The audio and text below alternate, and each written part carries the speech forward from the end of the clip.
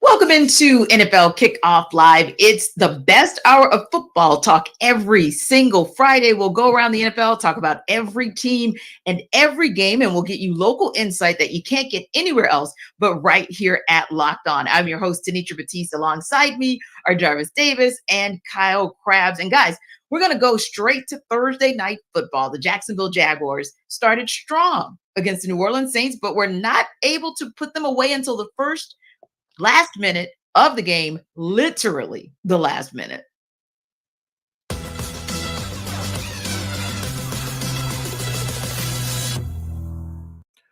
A win is a win again for the Jacksonville Jaguars. I'm Tony Wiggins with the Locked On Jaguars podcast.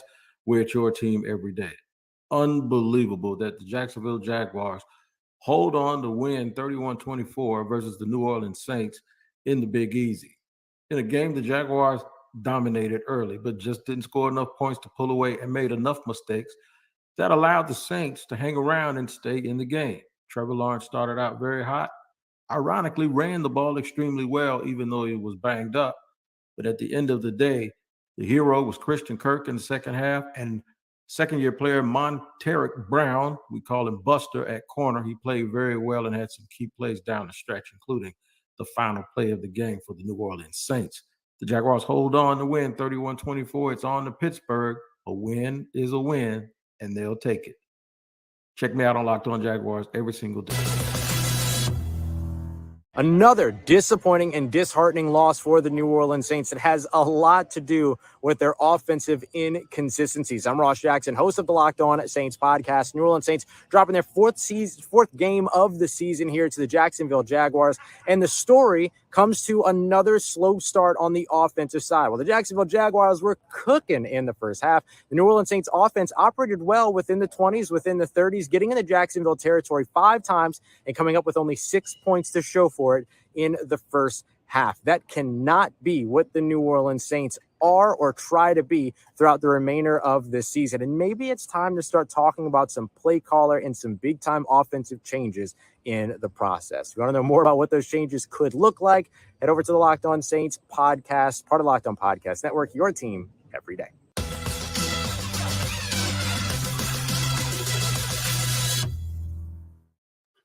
Whew, guys, that was some kind of game last night. Literally, it had you on the edge of your seat. Now, Jarvis, can either the Jaguars or the Saints, based on what you saw last night, maybe as your most recent sample size, can either of them be a contender? My quick answer for the Saints is no, because like I said, there are just too many issues. You paid $100 million to a guy like Derek Carr, who's been pretty average to above average quarterback in the NFL since he walked through that door. So, and then you talk about the play calling standpoint. I thought Ross made a great point. You talk about slow starts to games. Something is wrong, right? There is, from a scheme standpoint, a game planning standpoint, Pete Carmichael just hasn't been able to figure that out. So, and Derek Carr looks like it. You know, you just see after incompletions on whether it be third down or even when they tried to attempt it on fourth down, it was just a frustration. Dang it! Oh man, I didn't get it done. You know, so it's just too many things going on for those guys to be factors. But the Jaguars, on the other hand, this was the team coming into this season, right? The expectations were high for this team coming into the season. We said that, hey, this is going to be the team to come out of the AFC South. And I really feel like you could be a contender as long as you take care of your division. And I feel like the Jaguars have been able to do that. I like what I saw last night with Doug Peterson. He was being a little bit creative. You know, he was throwing a couple of tricks out of his bag since we're coming up on Halloween. I like how he did that. So I really feel like Saints, no, definitely not. But I think Jaguars are starting to get back into that conversation of, hey, we're going to make some noise in AFC South and we can make some in the playoffs as well. Yeah. And Kyle, for me, one of the telling things was the way Trevor Lawrence handled things on offense when it looked like that game was starting to get away from the Jacksonville Jaguars. His communication with Christian Kirk, his communication with Travis Etienne. I felt like Derek Carr was more like he was unraveling. Like you saw him go to the sidelines and really like go in on Chris Olave. You saw him have some frustration with Michael Thomas, and it shows the disarray, the very disarray that Jarvis talked about with the Saints. But I like that the Jaguars stuck in, like Tony said, they hung in there, Kyle, and a win is a win is a win. Yeah, what's that saying from Remember the Titans? Attitude reflects leadership, right? Yeah. You're sitting here looking at the Saints, and there's a lot of finger pointing. And I mean, Nitra, you didn't even mention the one where he got an Alvin Kamara's grill, where it looked like Kamara was supposed to convert his route on the outside, and there was a pressure, and Carr throws it expecting him that he was going to run a hitch, and Kamara kept running up the sideline. So ample examples of New Orleans not being on the same page. And I think the biggest roadblock, I think JD said it best, is that from a coaching perspective, play calling perspective, the Saints are more talented than this. They should not be shooting themselves in the foot to the degree that they are. And that is not a reflection, I think, of the talent. Now, I think you have questions about Derek Carr and his assimilation into new personnel and a new offense. And they've kind of been banged up a little bit along the offensive line and at running back. So I get some of it, but the talent's still there and they're not putting it together. And you're getting to the stage of the season now where unless you figure it out really quick, it does limit what your ceiling is going to be for this season. I guess the silver lining is we expect the NFC South to be fairly closely bunched together all season long. But the AFC South side of things with the Jaguars, I expect them to only further pull away when you look at beyond the next couple of weeks. Now, they're at Pittsburgh, bye week, and then San Francisco. But then they go Tennessee. They got the Texans again. They'll be looking for revenge in that game after they lost by 3 touchdowns the first time that they played. They get the Panthers in there. They play the Titans twice. Like, this team's getting ready to leave the station as far as what their schedule is setting up for them to be. And it'll be interesting to see how their win total evens out in the end. But I do expect this Jaguars team to be playing probably in the wild card round with a home playoff game at a minimum this year. So, Jarvis, it sounds like to me KC is comfortable putting the Jags in what we will call the pretenders spot. But if you look at the Saints, now I know you probably don't think they're contenders. I'm sorry, contenders for the Jags, of course. But when we look at the Saints, do you put them in the contender category? Do you put them in on the rise, meaning that they're kind of on the bubble and we don't really know who they are yet? Or do you put them as pretenders because, like Kyle said, we're a third of the way into the season and maybe we know more versus less? Can I make up a category? How about the faller off the railers? That's why I see this thing. So not even on the rise, not pretenders. You're just off a cliff. Off the railers. Like that's where I call the Saints. Fall off the railers. Like, because here's the thing. Like Casey makes a great point. You talk about leadership. Like, look who's at the helm down there. Is it Sean Payton? Sean Payton still the head coach down there?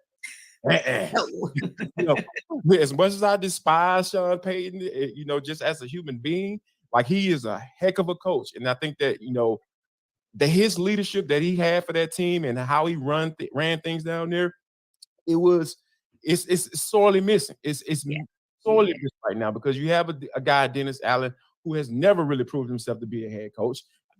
He just basically been around long enough, and he was a good defensive coordinator, and then taking over after Sean Payton left. But he's just not a good head coach. And we're talking about all of these things going on, right? You're talking about the quarterback getting in the face of your runners, your starting running back, your star running back, right? A guy who coming off suspension and dealing with stuff out on the West Coast and all that, getting into all that stuff and facing some serious charges. So, and then you have the new quarterback in the new system. All of those things just start to compound each other, and you try to put out so many fires. At the end of the day, if you're not a good leader or a great leader, you're never it's gonna continue to snowball, and that's just why I feel where the Saints are right now. Now, granted, the NFC South is a division that is clearly up for grabs. I'm not going to sit up here and say that the Falcons and the Bucs are going to just run away with the division, but like when you're talking about setting yourself up for failure, that's what it looks like for the Saints to me. Yeah. And Kyle, when we talk about, and we've kind of moved a little bit here and there because we know we've got the top two pretty much in the AFC and the NFC, and then it's kind of everybody else middling and trying to get to the top. But for you, when you kind of look at one thing that I still feel like they're at the top of the food chain for the NFC, but maybe they showed some chinks in the armor. No more undefeated teams left because the 49ers went down. And granted, they had a lot of players go down, so leave that caveat. But the Eagles kind of imploded. Really, Jalen Hurts imploded, but the Eagles kind of imploded, and there went their quote unquote undefeated season. So when you look at that, which loss last week, KC, would you say was more about their team and what they did versus who beat them, the 49ers or the Eagles? So I think there was some hard luck for both teams. Where you think about San Francisco, you played bad all day. You played against a good defense. You had 3 of your best players that went down throughout the course of the game, but then you still had a chance to get the kick at the end of the game and win the game. Your third round rookie kicker missed the kick. Yeah. Whereas Philadelphia, and Lance Johnson, you're right. I would say that one was worse. I would say that the Eagles game was worse because you still had the ball with the lead in the final 3 minutes, and Jalen Hurts threw his worst interception. I would say, of the interceptions that he had, he tried to throw a screen to Dallas Goedert that his hands got hit as he was turning upfield, and it popped into Quinnen Williams' hands for one. And then the other one, he got hit with a pressure and the ball popped out of his hands up into the air and it knuckleballed over to one of these corners for the Jets. The one interception that Jalen Hurts threw that was egregiously a Jalen Hurts mistake was the one with 3 minutes left in the game that Tony Adams runs back into the red zone, and it set the Jets up to score the game-winning touchdown. So I would say the San Francisco loss was worse, or the more understandable, and the Philly loss was worse because of how that game script played out in the final 5 minutes. Yeah, I would have to agree with you as well, because when I look at it, maybe the biggest loss, and really not lost because I think he's been practicing and he's expected to be back, was Lane Johnson. But other than that, you pretty much were at full strength. This was just kind of that implosion type of a game. It felt like for the Eagles. They just seemed just a little bit disjointed compared to the team that has been ascending since looking disjointed from week one. But what say you, Jarvis? I mean, you look at both of these teams, you look at them going down last week. Which one do you feel is more about the team? Was it more about the Eagles and how they played, 49ers and how they played, or who they were up against?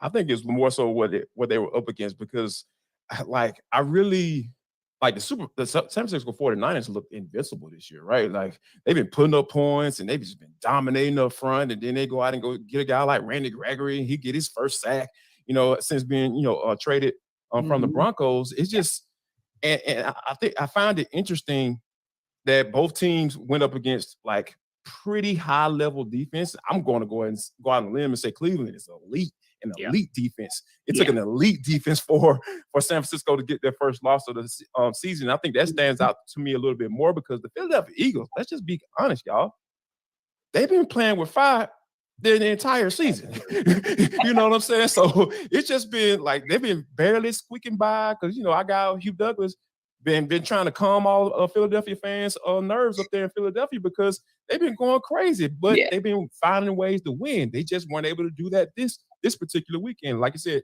like KC said, Hurts had a bad game, true enough, but for the San Francisco 49ers to take that L against a backup quarterback and PJ Walker, he still threw 2 interceptions. He turned the ball over as well, and they still were able to figure out a way to win that game. So I feel like that's the game that kind of stood out a little bit to me more, because like San Francisco has been dominating everybody. They just been kicking everybody's butts up and down the field. But the Cleveland Browns were able to figure it out by playing elite defense and a lot of man coverage. Man, I just love defense like that. I think the defense is back. I'm going to go ahead and go on a limb and say it. Defenses are back in the NFL. They're about to take over. I don't care. Said by the former defensive tackle. Yeah, but no prejudice, right, Kyle? No prejudice. No bias there. No bias there. But yeah, I thought, and you could make an argument both ways, right? Because in both of those situations, the undefeated teams had every opportunity to remain undefeated and just kind of get by, but they couldn't. Because, that Jets defense, it's something to be reckoned with as well. But it was interesting because my thought, too, went to, Detroit is 5-1. So where does that kind of leave, as far as the parity goes? I don't know if you guys think they've kind of leapfrogged into that top 3 that we've been talking about for the NFC. Because really, let's face it, we've been talking top 2 for the NFC since we started. But they're all 5-1 now. So I mean, Jarvis, is the playing field a little bit more level? I gotta say so, yes, because Detroit has been pretty consistent, right? Like every game we've watched or talked about, when we talk about maybe whether it be the game of the week or especially when against the Falcons and the Lions, what they did against the Buccaneers just last week. It just goes to show like you know exactly what you're going to get when you go up face a Detroit Lions team. What in the world did I just say that? Like, wow, consistency. Like that is a word that we haven't used for this team in quite some time. So, I mean, we can't not put them in that top 3 in the category, or at least say, hey, they're starting to move in that same conversation as the 49ers and the Philadelphia Eagles for sure. Yeah, it'll be interesting to see, but you're absolutely right. We don't really use the word consistency when it comes to talking about the Detroit Lions. I don't think I've ever used the word. Yeah, right. And now we're talking consistently good. And we're going to talk on the other side of the break about 2 teams in the Dolphins and Eagles, despite what we saw in the Eagles last week, that have been consistently good and trending up. But first, Jarvis is here to tell you how to take charge of your health with Jace Medical. This episode of NFL Kickoff Live is brought to you by Jace Medical. People, I'm telling you, everyone should be empowered to care for themselves and their loved ones during the unexpected. Because here's the thing, I got small kids and I never want to be in a situation where I'm unprepared. Never want to do that, because I want to be able to make sure my kids are safe. And if they have a situation where they might need some antibiotics, I know exactly where to go to, and you should go to Jace Case as well. They provide 5 life-saving antibiotics for emergency use. All it takes to get a J case is fill out a simple online form, and in some cases, jump on a quick call with one of our board-certified physicians. And you can get ongoing care from our physicians on any treatment-related questions. Doctor created, doctor recommended. So Jace even handles everything from online evaluation to licensed pharmacy medication delivery and ongoing consultation and care. So people, make sure that you don't get caught off guard and go to jacemedical.com and enter code locked on at checkout for a $20 discount on your order. That's promo code locked on at jacemedical.com. That's JASE medical.com.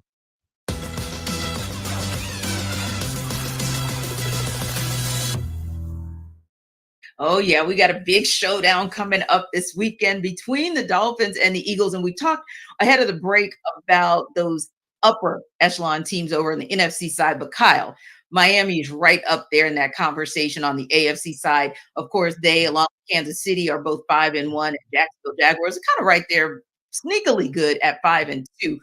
But let's talk about your Dolphins. Man, oh man, are they looking good? I was kind of surfing through some things this morning, and this is the first time since maybe his Alabama days have I heard conversation about Tua Tagovailoa taking the top award in a league. When we were having conversations about him back in college about Heisman, talking about him being the MVP. I mean, Kyle, first of all, you follow this team, you cover this team each and every day. What about this team has them ready to take on the Eagles in a tough environment like Philadelphia? I think that the loss that Miami took this year, they went to Buffalo in week 4. Yes. And the Dolphins spoke, the coaching staff and the players spoke after the game about how that environment challenged the timing of their offense, because they're such a shift and motion oriented offense. Yes. They have motion at the snap on over 60% of their offensive plays. It's like a crazy high number. And a lot of that comes with timing. Well, they go to Buffalo, they get this raucous crowd that's really loud. The first 5 possessions of the game are all touchdown drives. And then Miami gets out of sync a little bit. And they spoke about how their communication and their timing was impacted by what they experienced in Buffalo. Well, they spoke about it in week 4. You've now had 3 weeks to think about the next road game environment you were going to go to, knowing that it was Sunday Night Football against the Philadelphia Eagles. Yeah. What have you done with your communication system, whether that's hand signals, nonverbal cues, silent count, whatever? What have you done to address how it impacted you in Buffalo and do it differently this week? And I think that's the biggest change for something that they endured earlier this season, because the talent's there. You look at the offensive production, you look at the speed, you look at the explosive plays, everything compounds on top of itself between the skills of Tua Tagovailoa, with the skills of the receiver, with Mike McDaniel's play calling, this has been one of the better performing offensive lines in football on both fronts, with the run game and the pass game. And that was not necessarily expected at the beginning of the year. There are a ton of Dolphins fans that had a million questions about the offensive line. And Teron Armstead's on injured reserve right now, and they're still performing at a high level. So the talent's there. It's the ability to take what you do and put it into an environment that's a big game environment where you're not at home, and apply it. And I think that's the big question for Miami coming in. But I think the fact that they've already done it once gets them in a better position to do it against the Eagles. Yeah. Now, JD, Philly is on fire right now. Still, it's been about 5 days and they are still having meltdowns about what happened with the Eagles. But they should look at Jalen Hurts. Meltdowns. Yeah, I mean, exactly. But they should look at Jalen Hurts' record, because his only back-to-back loss situation since he started in the league was early in his first year. It was October of 2021. So it's been 2 years since him being a starter under center for the Philadelphia Eagles. He's taken back-to-back L's. What about a reset from the debacle from last weekend can allow the Eagles to get a win this weekend with a team like Miami, to Kyle's point, that's really functioning on all cylinders, and they just continue to improve week by week? Run the quarterback. Call quarterback runs, not scrambles and everything. You're in trouble and all that stuff. I'm talking about call quarterback runs, because here's what that's going to do in the game like this. When you're coming up against a high-powered offense like Tua and all those guys and all those track runners they got on their offense, like those, you want to keep those guys off the field. So you want to talk about ball control, and you have the offensive line to do it. They're one of the better offensive lines, like KC mentioned, in the National Football League. So you're going to have to go up there and say, hey, we're going to take the air out of the ball, and we're going to convert in the red zone, and we're not going to turn the ball over, because, there's no formula for a quarterback throwing the ball as much as Hurts did and turn the ball over like he did, because those were just bad turnovers, and you can put your defense in bad situations. Jalen Carter is hopefully going to be back this week. That man, you bring the man back into the situation like that. Those are some of the things that can help you dominate the game like you need to do on both sides of the football. So if they can take the air out of the football, those call quarterback runs, don't necessarily put it all on Jalen Hurts' arm, to get the job done, because we know he can get it done doing both, right? They almost won that Super Bowl. They were really close to getting it done. Just getting it done. So now it's just a matter of getting a little bit more of that style offense. I know you got a new offense coordinator and everything like that. I know that guy's out the door, but you need to start implementing some of those things that brought Jalen Hurts to this point, right? This is what brought him to that point, using his legs as well, and have an MVP caliber situation at the quarterback spot. So I think that they can do that. Yeah, that'll definitely be an intriguing matchup Sunday night. Another interesting game this week will be with the second place Pittsburgh Steelers, a team that not many people believed, including Steeler Nation right here, in before the season, and the Los Angeles Rams, as they look to try and stay relevant in a very quirky NFC West, of course, outside of 49ers. Locked On Rams host Doug McCain joined our Locked On Steelers host Chris Carter to break down this can't-miss game.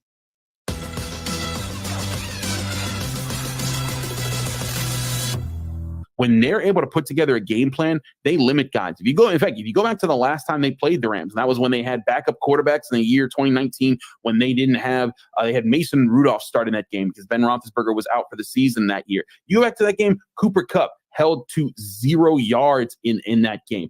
Aaron Donald only got 1 sack in that game. You thought that he'd get a lot more against that. They tried to neutralize him as best they can. The Steelers recognize that guys like that, they're going to be game breakers. They're going to be guys who make plays, and you have to understand that. But you have to scheme around trying to limit them as much as possible. That's where the Steelers, I think, are going to do as much as they can to say, hey, you're going to be able to get the ball to him, but to get it to him, you're going to have to work, and you have to keep working, and you're going to have to start making more risks at it. That's where I think the Steelers, they can work on doubling Cooper Kupp a little bit more, but the biggest thing is they have to take away the quicker throws for Stafford, like you were talking about. He wants to get the ball out quick. They have to take that away, force him to hold on to the ball, and make him have to trust his offensive line against the Steelers' pass rush. They do that. I think that's their best chance to try to counterbalance what the Rams love to do in the passing game, because Matt Stafford, if you give him space, space in that pocket, he's going to kill you.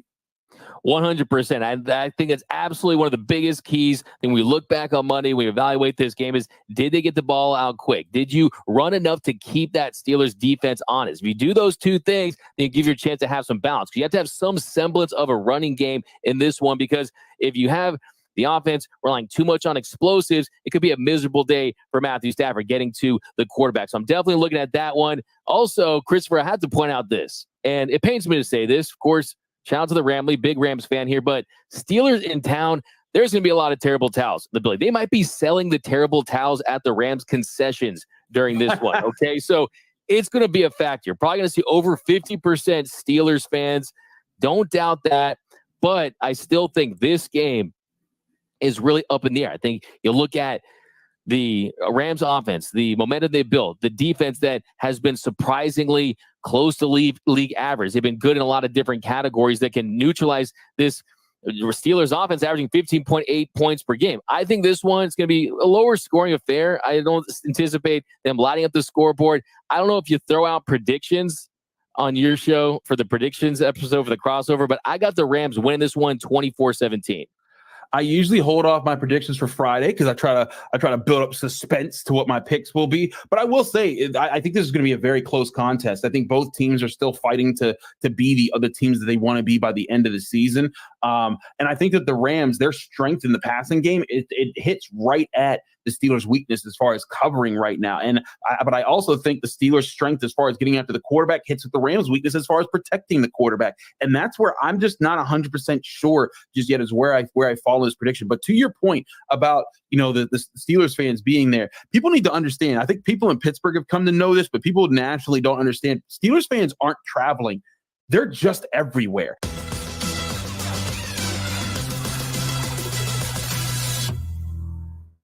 He's right. I went to a Steelers-Rams game a couple years ago in LA, and I thought I was in Pittsburgh. That said, Kyle, I think it's interesting that the guys talked a little bit about Cooper Kupp, who obviously has been back now. I think this is his second game back, which is great for that offense for Matt Stafford. But there's another guy who's really been on fire for that team, who the Steelers are going to have to definitely make sure that they're watching out for, right? And I'm thinking about like Joey Porter Jr. They're looking at elevating him to kind of beef up that secondary. But I mean, what do you think about that passing game and that passing attack for Matt Stafford? Is it more potent than what that secondary for the Steelers can do?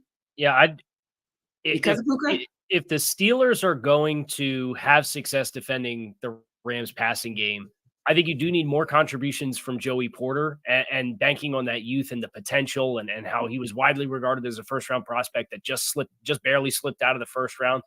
Because the athleticism of the corners that Pittsburgh has otherwise leaves a little something to be desired. The athleticism of the linebackers that are defending the middle of the field for Pittsburgh leaves something to be desired. And Matthew Stafford's playing at a really high level right now.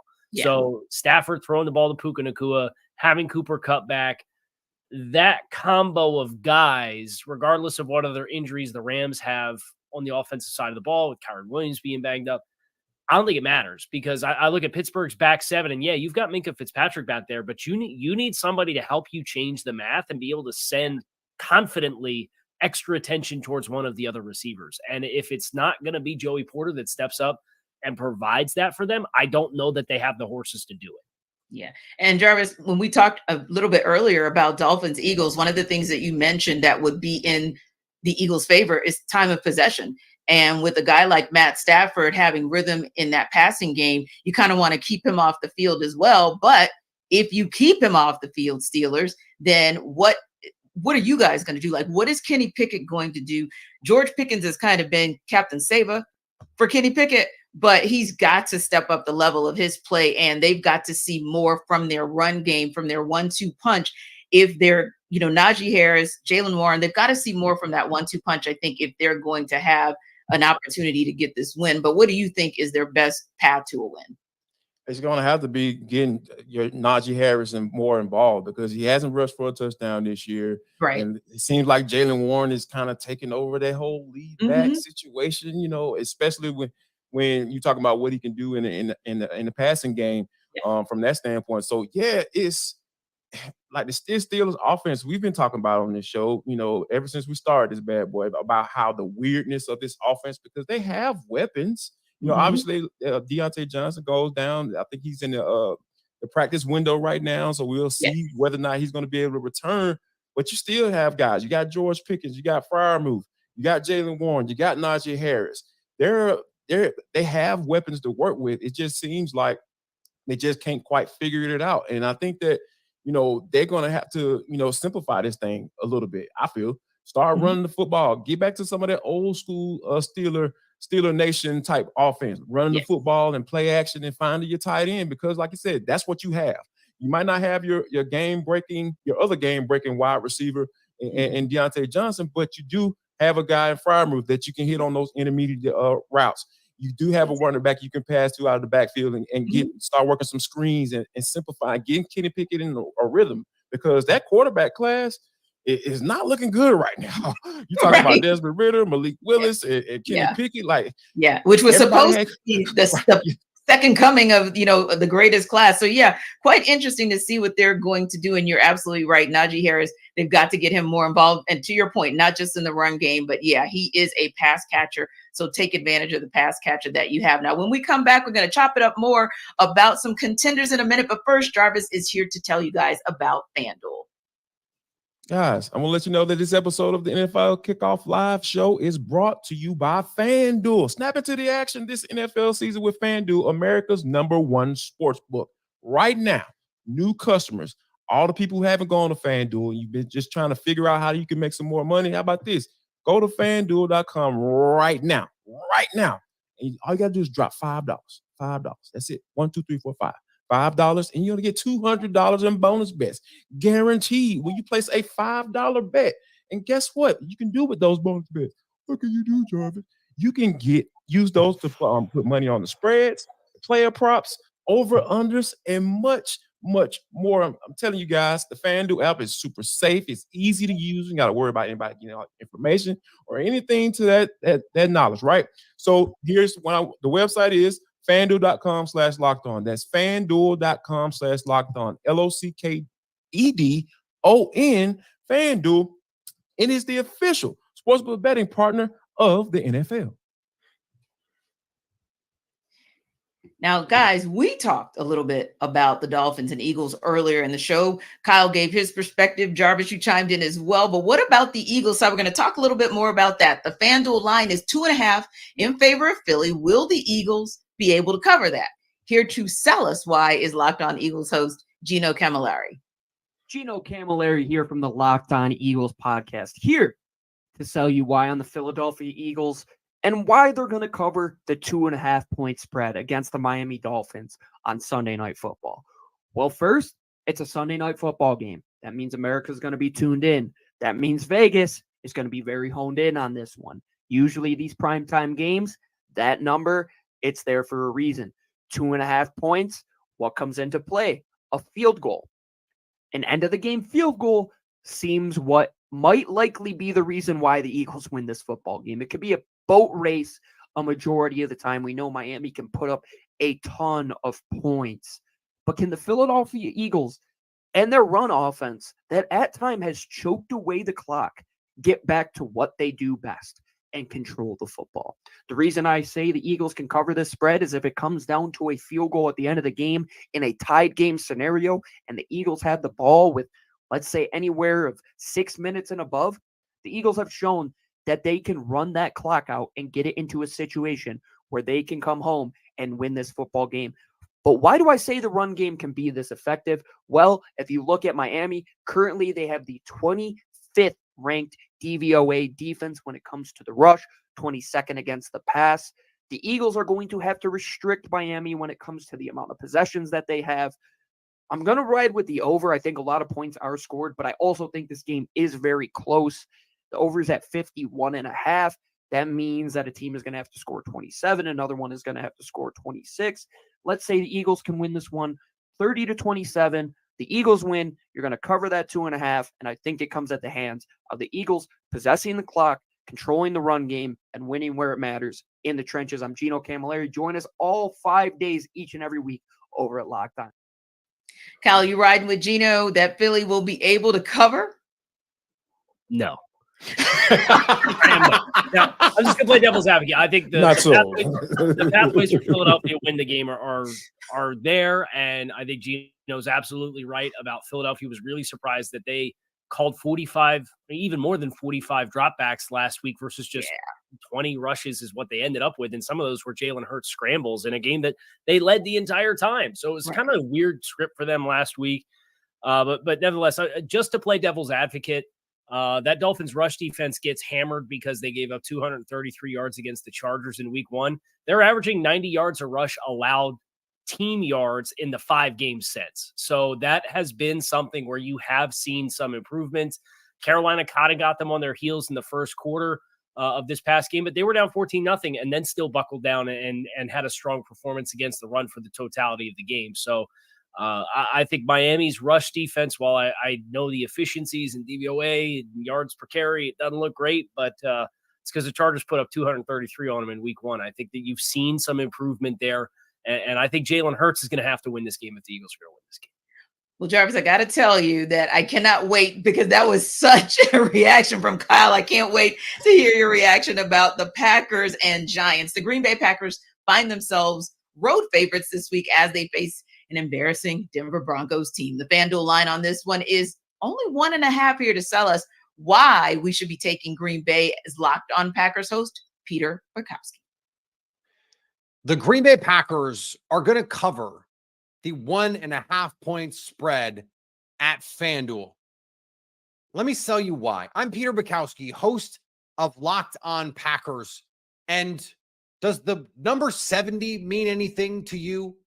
That's how many points the Miami Dolphins hung on the Denver Broncos, who just happened to be the Packers' opponent, over whom they are favored by 1.5 points. The Packers happen to be coming off their bye week. And for all the questions about Jordan Love and this offense, the Packers are in the top half of the league in EPA per play. The last time they faced the defense even close to as bad as the Denver Broncos defense, they scored over 30 on the Chicago Bears. That also happened to be the last time Aaron Jones was this healthy for a football game. And they did that without Christian Watson, who is himself healthy headed into this game. The Packers are rested.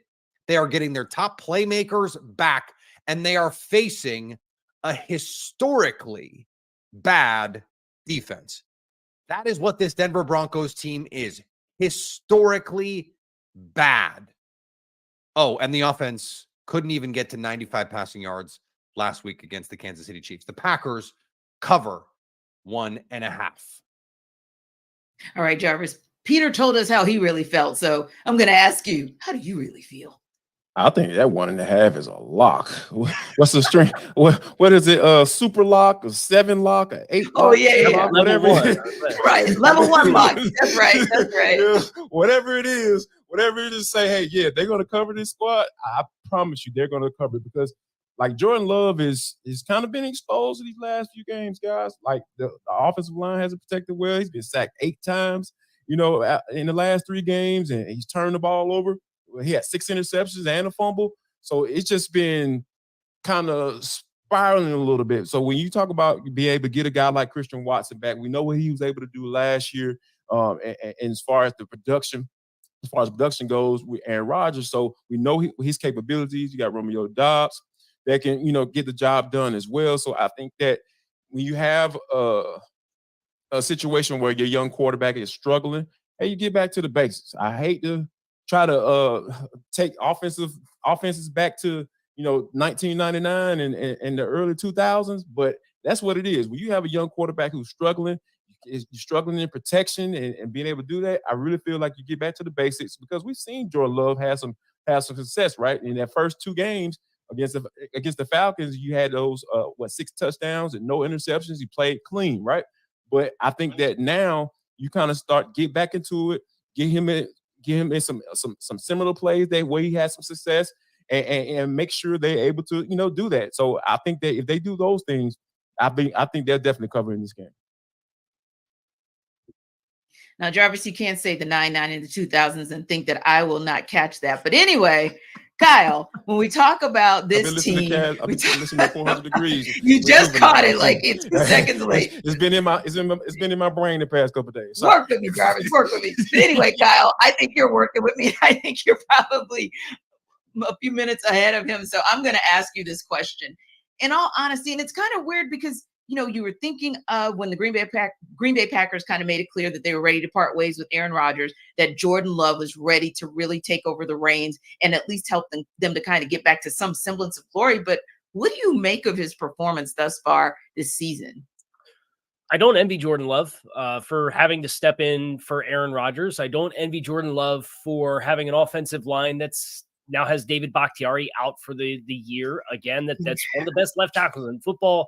He has not been healthy. Elton Jenkins was banged up for them and has missed some time as well in the first month and a half of the season. So that's your best two offensive linemen. And then, oh, by the way, Aaron Jones has missed a bunch of time. A.J. Dillon does not look like he's got anything beyond first gear anymore. It's bad as far as what he brings from a juice perspective. Mm-hmm. And then you have first and second year players at every roster spot at wide receiver and tight end. And it's like, in what way did you set Jordan Love up to be successful? So he sat, yeah, he learned the offense, but I didn't think the process from the personnel that they had, aside of maybe the injuries that they've incurred on the offensive line and Aaron Jones, was particularly good. You have a developing quarterbacks that you've surrounded with developing players in the passing game where there's no consistency. He's learning how to do it, and the guys who are doing everything else around him are learning how to do it too. And I think that creates this vacuum of volatility where you've seen it with Green Bay, and the turnovers have come in bunches, and it's been really stop and go. And I agree with Jarvis. If they're going to get it right, let's wind the clock back a little bit. Let's play some old school football. Let's let Aaron Jones, you're paying him $12 million a season, let him be the guy, because it can't be A.J. Dillon based off what he's shown us in the first month and a half of the season. So I sympathize with Jordan Love. It needs to be better, but I also sympathize with what he's had to work with so far. Yeah. And speaking of wanting to turn the clock back, I'm sure the New York Giants and the Washington Commanders would want to do the same from their glory days. But right about now, not the top of the NFC East, the bottom of the division. The Commanders come in on FanDuel as 3-point road favorites, which isn't really a surprise to anyone, but here to still sell us why the Giants can be a factor in this game, our Locked On Giants host, Patricia Traina. Can't wait. The New York Giants are a 2.5-point underdog at home against the Washington Commanders this weekend. But if you're looking for a reason to roll with Big Blue, look no further than the Giants' philosophical shift on defense the last couple of weeks regarding the blitz. New York has blitzed under 20% of the time in each of its last two games, instead getting home with a 4-man rush. Why is that significant? Because Washington quarterback Sam Howell has completed 56.9% of his pass attempts while also throwing 4 interceptions when under pressure this season. Howell, on the other hand, has performed a lot better against the blitz. When he's been blitzed, he has completed 61.4% of his pass attempts and has 2 touchdowns to 2 interceptions. If the Giants can make the young quarterback uncomfortable, that will go a long way towards putting the ball back in their offense's hands, or hopefully a slimmed-down passing game that will feature receivers Jalen Hyatt, Darius Slayton, and Wan'Dale Robinson, along with running back Saquon Barkley and tight end Darren Waller, can push the Giants towards the end zone a little bit more often than they have in recent weeks. Well, Patricia almost convinced us, Jarvis. Almost. She did. No offense to Patricia, but I think this is the perfect matchup for the Commanders, right? Because we know how awful the Giants' offensive line is, right? They just been trying to figure it out. Like, they are just like Kyle sympathizes with Jordan Love. I sympathize with the Giants personnel staff and try to piece together something to protect the doggone quarterback. And I'm glad they had Tyrod Taylor, who can move around a little bit more, more so than Danny Dimes. But I think that with the Washington Commanders and what they were able to do against the Falcons last week, I think that they can continue to, put the quarterback on the ground. And I think this is a horrible matchup for the Giants because we know all of the talent that they have up and down that line from Jonathan Allen, and Deron Payne and Chase Young, all those guys that can get to the quarterback. And I think that's what's going to be one of the things why I feel like the Giants aren't going to be able to cover that spread. Now, notice, Kyle, we came out with FanDuel having the Commanders as 3-point favorites, but the rest of our commentary was that's not a surprise, but that Patricia was supposed to sell us why the Giants can be a factor, not win, but be a factor in the game. Is there a path to winning this game for the Giants?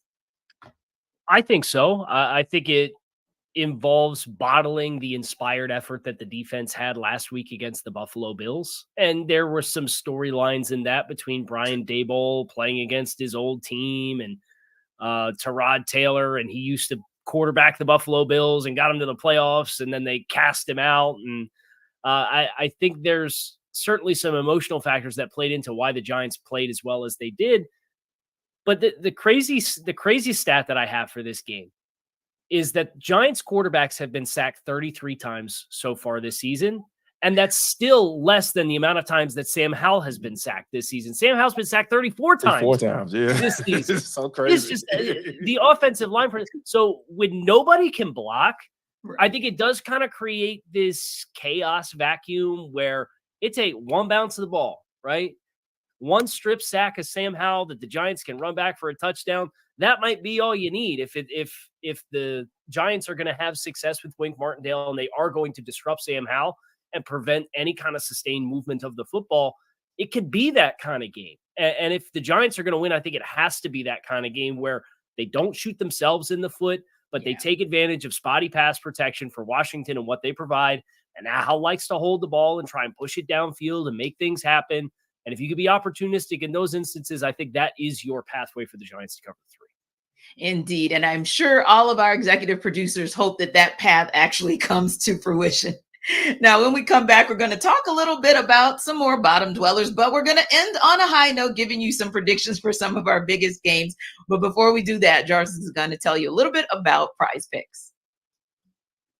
What's going on, good people?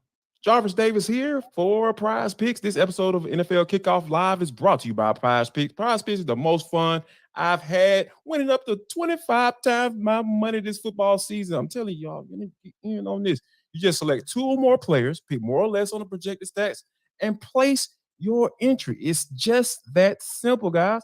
I've been testing my skills on Prize Picks this football season, and it's the most exciting way to play daily fantasy sports. No more waiting to the end of the season to try to collect your money, going to go knock on somebody's door saying, hey, man, I need my money. I won in the fantasy football league.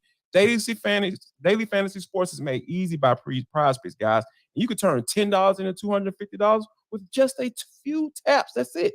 I'm telling you, they even offer weekly promotions that can lead up to big payouts like Taco Tuesday. We're going up each Tuesday. Prize Picks discount select player projections up to 25% to provide even more value. So here's what I want you to do. I want you to go to prizepicks.com/lockedonnfl. That's prizepicks.com/lockedonnfl. LOCKEDONNFL. You know how to spell that. I'm telling you. And you're going to get a first deposit match up to $100.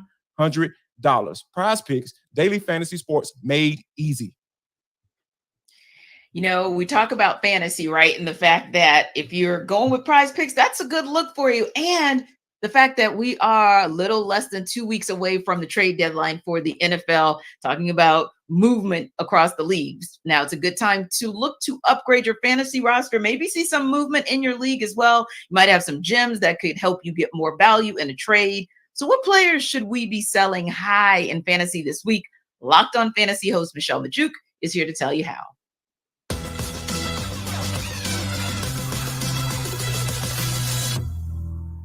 There are 3 players that I think you need to sell high on, trade away prior to Sunday morning. First off, being Falcons tight end Kyle Pitts. I know he's had back-to-back good fantasy weeks, something he actually hasn't done in a couple of years now. And it's hard to trade away a producing tight end. I get that, but he's not even the top producing tight end on his own team. Jonnu Smith is actually averaging over 2 more fantasy points per game in PPR leagues than Kyle Pitts since week 2. And with Kyle Pitts, I mean, pass production has not been great. He's played 16 games since the start of last season. And over that time, he's had 3 or fewer receptions in 11 of those 16 games, fewer than 50 receiving yards in 13 of those 16 games, and 3 total touchdowns over that time span. I don't envision Kyle Pitts is going to score that much more than the other low-end tight ends that you can get off the waiver wire and kind of stream. So in that case, I would rather just trade away Kyle Pitts high right now and upgrade at another position. Another guy I'm looking to trade away this week is wide receiver George Pickens of the Steelers. Pickens posted a career high 130 receiving yards in week 5 prior to the Steelers bye. But now I think is a good time to trade him. There's no doubt that he's extremely talented, but he's stuck with Matt Canada and Kenny Pickett. 2 guys that they can't get their crap together, right? And they only sometimes remember George Pickens even exists. So in that case, I don't love how highly inconsistent he's been for fantasy. And then you also have Deontay Johnson coming back from IR. Deontay Johnson is the lead wide receiver on this team. He's the top target guy, and he's going to steal targets away from George Pickens, which is going to make him even more inconsistent. So in that case, I'm looking to sell him high off of that career game he had in week 5. And then last up, it's Patriots running back Ramondre Stevenson. He actually had a pretty nice game last week, and I think that's why you can sell him right now. It was against a really weak Raiders run defense, but he came through with a good fantasy week. But the 3 weeks prior, he scored a combined 15.6 fantasy points in a full PPR league from weeks 3 through 5. Like, he was unusable. He was destroying your team. And the issue is last week he had a nice fantasy game, but he still only had 10 carries in that game. He was still losing a ton of snaps and carries to Ezekiel Elliott. The Patriots offense has been just horrendous this year, and Stevenson's workload has just been sporadic, and he's been inefficient. And I don't want to deal with that inconsistency all season long. I think this week right now, with 6 teams on bye, so many running backs being injured, there's going to be fantasy managers willing to pay up for a startable running back this week, and you can actually get really great value for Stevenson. And I don't know if you're going to continue to be able to get that after this week. So sell high on him now while you can.